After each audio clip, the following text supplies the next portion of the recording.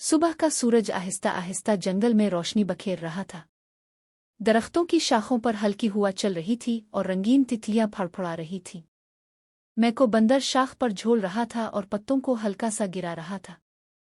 René हिरन नर्म कदमों से चलती हुई आ रही थी, मुस्कराती हुई। मैको खुशी से कहता है, रीनी, आज हम कोई नई जगह देखेंगे चुल्लू। रीनी भी हंसते हुए मैको के साथ चल पड़ती है। दोनों दोस्त एक खूबसूरत वादी में पहुंचे जहां हर तरफ रंगीन फूल खिले हुए थे।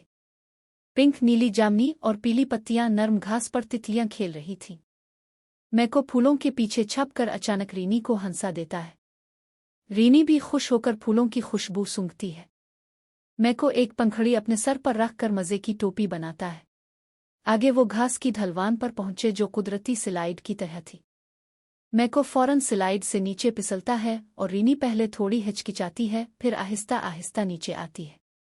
दोनों जोर से हंसते हैं और खुशी से कहते हैं, ये जगह तो बहुत मज़े की है। वो एक छोटे लकड़ी के पिल पर पहुंचते हैं। पिल के नीचे साफ पानी और रंगीन मछलियां तैर रही हैं। मैको पिल पर उछल कूद कर खेलता है, रीनी आहिस्ता आहिस्ता चलती है। दोनों पिल पार करते हुए हाथ पकड़ लेते हैं। रीनी कहती है, हमें एक दूसरे का ख्याल रखना चाहिए क्योंकि हम दोस्त हैं। मैको मुस्करा कर कहता है, हाँ बिल्कुल। पिल पार करने के बाद वो एक जादुई तालाब तक पहुंचते हैं। पानी नीला और चमकदार कमल के फूल तैर रहे थे और ड्रैगन फ्लाई पानी पर रक्स कर रही थी। मैको पानी में छींटे बनाता है और रीनी भी शामिल हो जाती है। दोनों खुशी खुशी पानी के अक्स से खेलते हैं और हंस पड़ते हैं। अचानक दरख्तों के पीछे से कुछ नन्ही गिलहरियां झांकती हैं। वो थोड़ी डरी हुई हैं मगर इतनी प्यारी कि रीनी फौरन मुस्करा देती है। मैको नर्म अंदाज में हाथ हिलाता है और गिलहरियां आहिस्ता आहिस्ता करीब आ जाती है।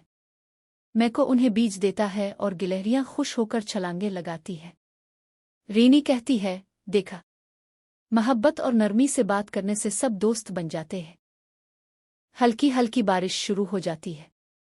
मैको खुशी से बारिश में घूमता है और रीनी बड़े पत्ते के नीचे खड़ी होती है। फिर वो भी आहिस्ता आहिस्ता बारिश से लुत्फ लेने लगती है। बारिश थोड़ी देर बाद रुक जाती है और नर्म रोशनी फैल जाती है। बारिश के बाद आसमान पर रोशन कौस कज़ा नमूदार होती है। मैको और रीनी खुशी खुशी कौस कज़ा की तरफ दौड़ते हैं।